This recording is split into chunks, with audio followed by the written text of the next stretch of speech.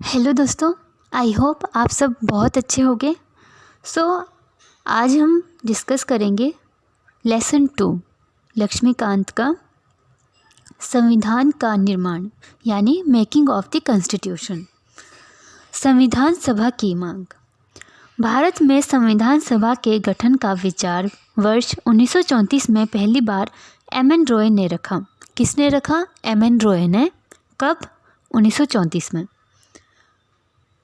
रॉय भारत में वामपंथी आंदोलन के प्रखर नेता थे। वामपंथी आंदोलन के थे वो नेता, ठीक है। 1935 में भारतीय राष्ट्रीय कांग्रेस ने पहली बार भारत के संविधान के निर्माण के लिए आधिकारिक रूप से संविधान सभा के गठन की मांग की।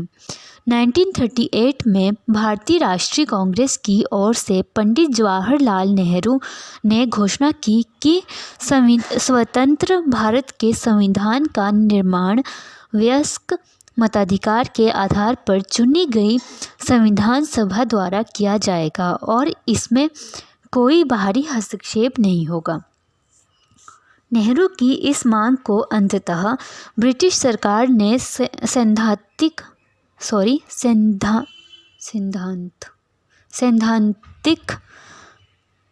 रूप से स्वीकार कर लिया।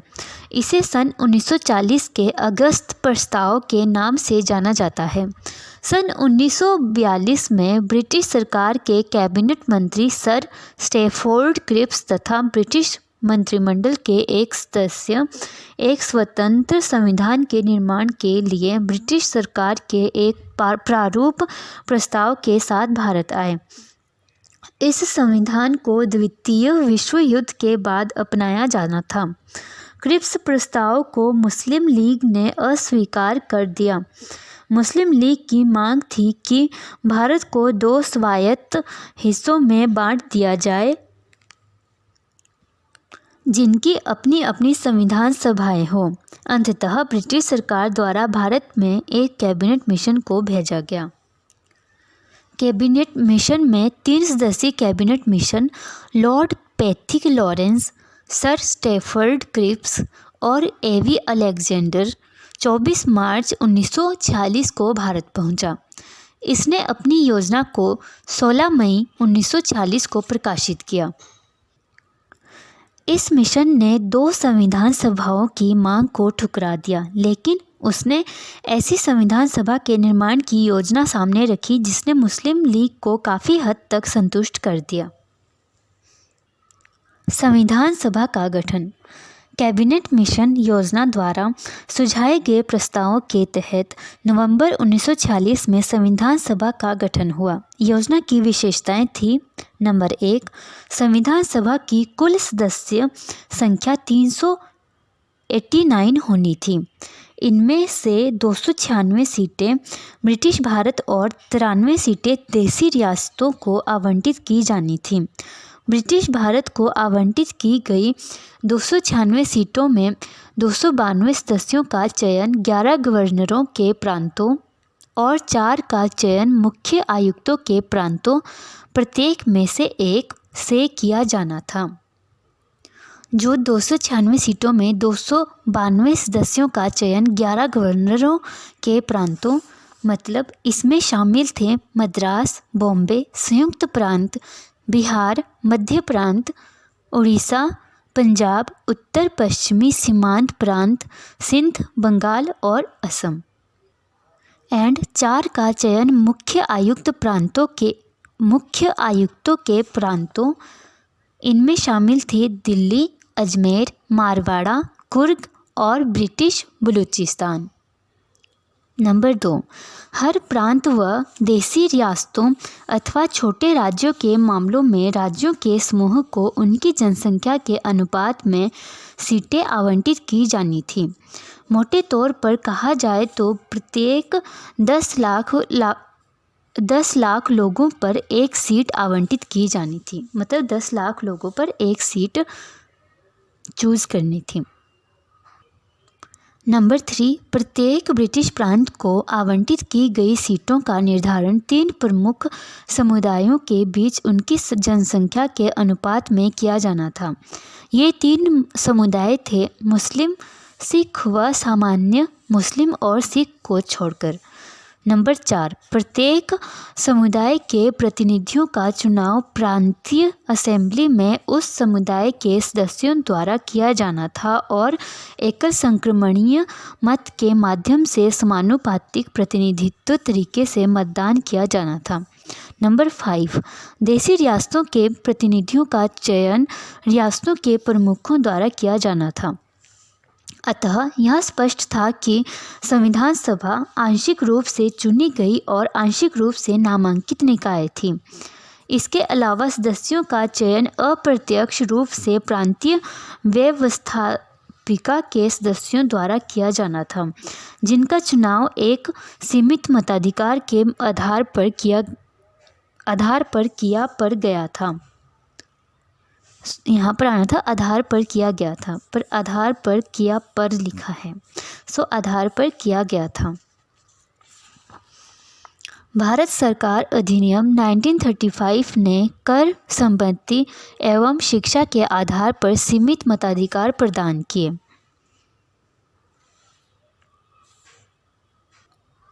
संविधान सभा के लिए चुनाव जुलाई-अगस्त 1946 में हुआ। ब्रिटिश भारत के लिए आवंटित 296 सीटों हेतु इस चुनाव में भारतीय राष्ट्रीय कांग्रेस को 208, मुस्लिम लीग को 73 तथा छोटे समूह व स्वतंत्र सदस्यों को 15 सीटें मिलीं।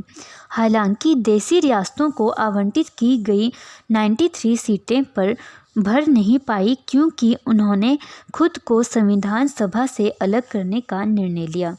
यद्यपि संविधान सभा का चुनाव भारत के वयस्क मतदाताओं द्वारा प्रत्यक्ष रूप से नहीं हुआ, तथापि इसमें प्रत्येक समुदाय हिंदू, मुस्लिम, सिख, पारसी, आंग्ल भारतीय ईसाई, अनुसूचित जाति, अनुसूचित जनजाति के प्रतिनिधियों को जगह मिली। इनमें महिलाएं भी शामिल थीं। महात्मा गांधी के अपवाद को छोड़ दें तो सभा में उस समय भारत की सभी बड़ी हस्तियां शामिल थीं। संविधान सभा की कार्यप्रणाली।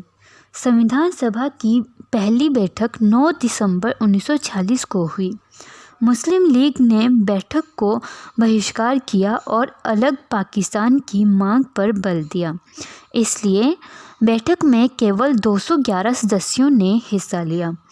फ्रांस की तरह इस सभा के सबसे वरिष्ठ सदस्य डॉक्टर सच्चिदानंद सिन्हा को सभा का अस्थायी अध्यक्ष चुना गया। बाद में डॉक्टर राजेंद्र प्रसाद संविधान सभा के स्थायी अध्यक्ष निर्वाचित हुए। उसी प्रकार डॉक्टर एच.सी. मुखर्जी तथा वी.टी. कृष्णामाचारी सभा के उपाध्यक्ष निर्वाचित हुए। दूसरे शब्दों में संविधान सभा के 2 उपाध्यक्ष थे। उद्देश्य प्रस्ताव। 13 दिसंबर 1946 को पंडित नेहरू ने सभा में ऐतिहासिक उद्देश्य प्रस्ताव पेश किया। इसमें संवैधानिक सरकार के ढांचे एवं दर्शन की झलक थी। इसमें कहा गया, नंबर 1, यह संविधान सभा भारत को एक स्वतंत्र संप्रभु गणराज्य घोषित करती है तथा अपने भविष्य के प्रशासन को चलाने के लिए एक संविधान के निर्माण की घोषणा करती है। नंबर 2, ब्रिटिश भारत में शामिल सभी क्षेत्र, भारतीय राज्यों में शामिल सभी क्षेत्र तथा भारत से बाहर के इस प्रकार के सभी क्षेत्र तथा वे अन्य क्षेत्र जो इसमें शामिल होना चाहेंगे, भारतीय संघ का हिस्सा होंगे। नंबर 3, उक्त वर्णित सभी क्षेत्रों तथा उनकी सीमाओं का निर्धारण संविधान सभा द्वारा किया जाएगा तथा इसके लिए उपरांत के नियमों के अनुसार यदि वे चाहेंगे तो उनकी अवशिष्ट शक्तियां उनमें निहित रहेंगी तथा प्रशासन के संचालन के लिए भी वे सभी शक्तियां केवल उनको छोड़कर जो संघ में निहित होगी इन राज्यों को प्राप्त होगी। नंबर 4, संप्रभु स्वतंत्र भारत की सभी शक्तियां एवं प्राधिकार इसके अभिन्न अंग तथा सरकार के अंग सभी का स्रोत भारत की जनता होगी। नंबर 5, भारत के सभी लोगों के लिए न्याय, सामाजिक, आर्थिक एवं राजनीतिक स्वतंत्र एवं सुरक्षा, अवसर की समता, विधि के समक्ष समता, विचार एवं अभिव्यक्ति, विश्वास, भ्रमण, संगठन बनाने आदि की स्वतंत्रता तथा लोक नैतिकता की स्थापना सुनिश्चित की जाएगी। नंबर 6, अल्पसंख्यकों, पिछड़े वर्गों तथा जनजातीय क्षेत्रों के लोगों को पर्याप्त सुरक्षा प्रदान की जाएगी। नंबर 7, संघ की एकता को अक्षुण्ण बनाए रखा जाएगा तथा इसके भू क्षेत्र, समुद्र एवं वायु क्षेत्र को सभ्य देश के न्याय एवं विधि के अनुरूप सुरक्षा प्रदान की जाएगी और इस प्राचीन भूमि को विश्व में उसका अधिकार एवं उचित स्थान दिलाया जाएगा तथा विश्व शांति एवं मानव कल्याण को बढ़ावा देने के निमित्त उसके योगदान को सुनिश्चित किया जाएगा। इस प्रस्ताव को 22 जनवरी 1947 को सर्वसम्मति से स्वीकार कर लिया गया। इसने संविधान के स्वरूप को काफ़ी हद तक प्रभावित किया। इसके परिवर्तित रूप से संविधान की प्रस्तावना बनी। स्वतंत्रता अधिनियम द्वारा परिवर्तन। संविधान सभा से खुद को अलग रखने वाली देशी रियासतों के प्रतिनिधि धीरे धीरे इसमें शामिल होने लगे। 28 अप्रैल 1947 को 6 राज्य कौन से थे वो? बड़ौदा, बीकानेर, जयपुर, पटियाला, रीवा और उदयपुर। इन 6 राज्यों के प्रतिनिधि सभा के सदस्य बन चुके थे। 3 जून 1947 को भारत के बंटवारे के लिए पेश की गई माउंटबेटन योजना को स्वीकार करने के बाद अन्य देशी रियासतों के ज़्यादातर प्रतिनिधियों ने सभा में अपनी सीटें ग्रहण कर लीं। भारतीय हिस्से की मुस्लिम लीग के सदस्य भी सभा में शामिल हो गए। भारतीय स्वतंत्रता अधिनियम 1947 ने सभा की स्थिति में निम्न 3 परिवर्तन किए। पहला परिवर्तन था, सभा को पूरी तरह संप्रभु निकाय बनाया गया जो स्वेच्छा से कोई भी संविधान बना सकती थी। इस अधिनियम ने सभा को ब्रिटिश संसद द्वारा भारत के संबंध में बनाए गए किसी भी कानून को समाप्त करने अथवा बदलने का अधिकार दे दिया। नंबर 2, संविधान सभा एक विधायिका भी बन गई। दूसरे शब्दों में कहा जाए तो सभा को 2 अलग अलग काम सौंपे गए।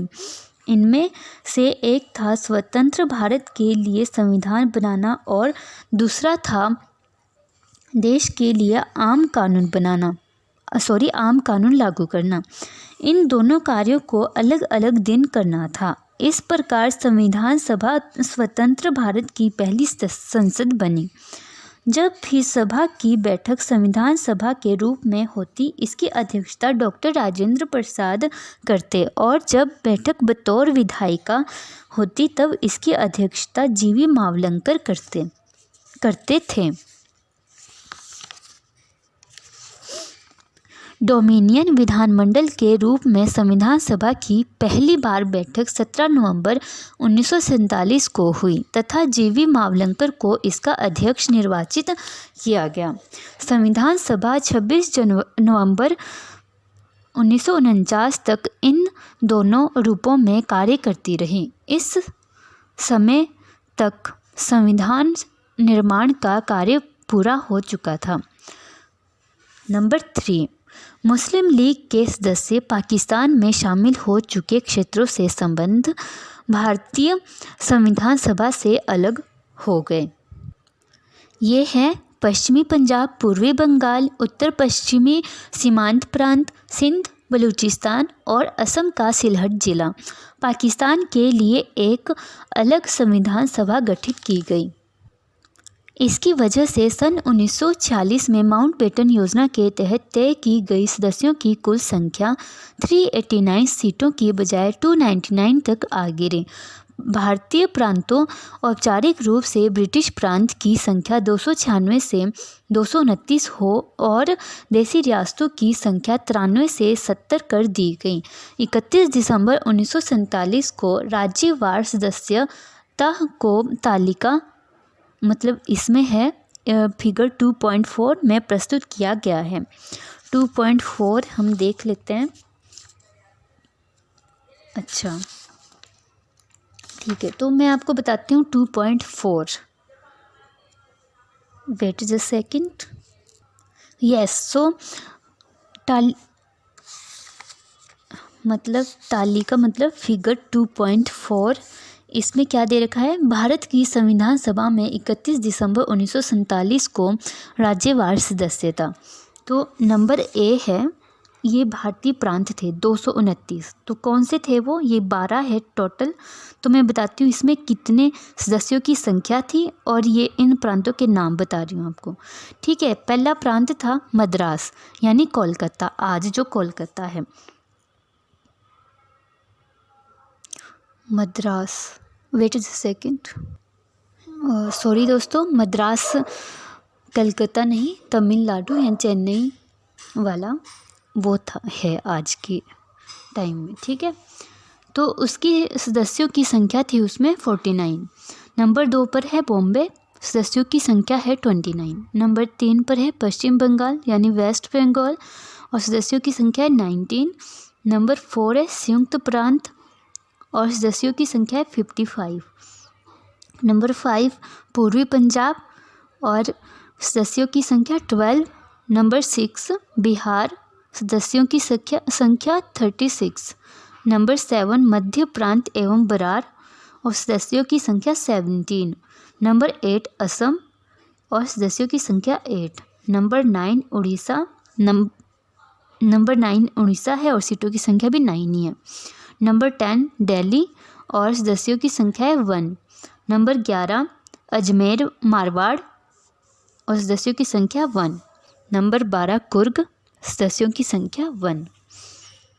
अब बी है भारतीय राज्य रियासतें। पहले थे भारतीय प्रांत, अब है उसकी रियासतें जो 70 थी। नंबर 1 पर आता है अलवर, सदस्यों की संख्या 1। नंबर 2 बड़ौदा, सदस्यों की संख्या 3। फिर है भोपाल 1, बीकानेर 1, कोचीन 1, ग्वालियर 4, इंदौर 1, जयपुर 3, जोधपुर 2, कोल्हापुर 1, कोटा 1, मयूरभंज 1, मैसूर 7, पटियाला 2, रेवा 2, त्रावणकोर 6, उदयपुर 1, सिक्किम एवं बरार कुर्ग समूह 1, त्रिपुरा मणिपुर एवं खासी राज्य समूह 1, उत्तर प्रदेश राज्य समूह 1, पूर्वी राज्य समूह 3, मध्य भारत राज्य समूह मतलब बुंदेलखंड और मालवा सहित 3, पश्चिमी भारत राज्य समूह 4, गुजरात राज्य समूह 2, दक्कन एवं मद्रास राज्य समूह होता है ग्रुप 2, पंजाब राज्य समूह 3, पूर्वी राज्य समूह 1, 4, पूर्वी राज्य समूह 2, 3, शेष राज्य समूह 4। मतलब टोटल था 299। ये रियासतें पूरा भारतीय प्रांत बताया मैंने। टोटल सीटें सदस्यों की संख्या 229 और भारतीय जो रियासतें थी 70, टोटल होगी ये 299। ठीक है, रियासतें टोटल थी मतलब वैसे इनकी गिनती करें जो टोटल थी वो थी 29 और जो सदस्यों की संख्या थी वो थी 70। ये सदस्यों की संख्या टोटल हो गई है 299। सो दोस्तों आज इतना ही डिस्कस करते हैं, बाकी हम दूसरी वीडियो में डिस्कस करेंगे और उसके बाद ये लेसन कंप्लीट हो जाएगा। ठीक है, सो हमने आज पढ़ा हमने संविधान सभा की मांग के बारे में, संविधान सभा का गठन और संविधान सभा की कार्यप्रणाली, स्वतंत्र अधिनियम द्वारा परिवर्तन, फिर संविधान सभा की समितियाँ, ये संविधान सभा की समितियाँ पढ़ेंगे अगले इसमें। दोस्तों ये थोड़ा सा अभी रह गया है, ठीक है। 2.4 तो मैंने आपको फिगर बता दिया, बट उनके अन्य कार्य भी बता देती हूँ, इसमें जस्ट 2 मिनट लगेंगे। सो सुनिए। संविधान अन्य कार्य। संविधान के निर्माण और आम कानूनों को लागू करने के अलावा संविधान सभा ने निम्न कार्य भी किए। नंबर 1, इसने मई 1949 में राष्ट्रमंडल में भारत की सदस्यता का सत्यापन किया। नंबर 2, इसने 22 जुलाई 1947 को राष्ट्रीय ध्वज को अपनाया। मतलब हमारा जो फ्लैग है वो कब अपनाया गया? 22 जुलाई 1947 को। और राष्ट्रमंडल में भारत की सदस्यता का सत्यापन किया 1949 मई 1949 में। और 24 जनवरी 1950 को राष्ट्रीय गान को अपनाया। 24 जनवरी 1950 को राष्ट्रीय गीत को अपनाया। और 24 जनवरी 1950 को ही डॉक्टर राजेंद्र प्रसाद को भारत के पहले राष्ट्रपति के रूप में चुना गया। 2 साल 11 महीने और 18 दिन संविधान सभा की कुल 11 बैठकें हुई। संविधान निर्माताओं ने लगभग 60 देशों के संविधानों का अवलोकन किया और इसके प्रारूप पर 114 दिनों तक विचार हुआ। संविधान के निर्माण पर कुल 64 लाख रुपए का खर्च आया। 24 जनवरी 1950 को संविधान सभा की अंतिम बैठक हुई।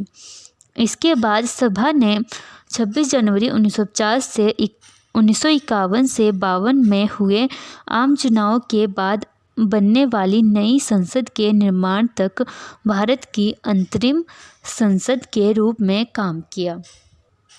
17 अप्रैल 1952 को अंतरिम संसद का अस्तित्व समाप्त हो गया।